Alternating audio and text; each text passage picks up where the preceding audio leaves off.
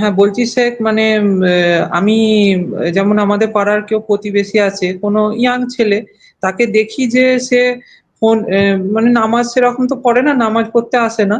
আর এমনি ফোন নিয়ে বসে গান-টান শোনে, প্রকাশ্যে শোনে। মানে সেটা আমরা হয়তো রাস্তা দিয়ে গেলে শুনতেও পাই যে সে শুনছে।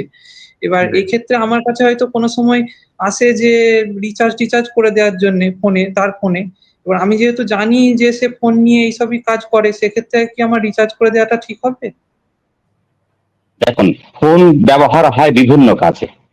ফোন ব্যবহার হয় বিভিন্ন কাজে। ফোনের রিচার্জ মানে নেটওয়ার্কের রিচার্জ না কলের রিচার্জ। কিন্তু কলের রিচার্জ হয় সেটা সাধারণত আমরা মোবাইলকে আমরা কল ব্যবহার করি।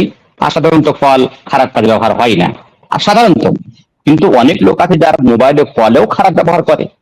যদি হ্যাঁ, তবে যদি আপনি জানতে পারেন যে এই ছেলেটা শুধুমাত্র গানই বাজায়, এই ছেলেটা শুধুমাত্র অন্যায় কাজই করে, তাহলে আপনি তাকে রিচার্জ করা থেকে অ্যাভয়েড করবেন, দূরে থাকবেন। আল্লাহ রাব্বুল আলামিন যেন আপনার তিজারতে, আপনার ব্যবসাতে বরকত দান করেন। আমিন।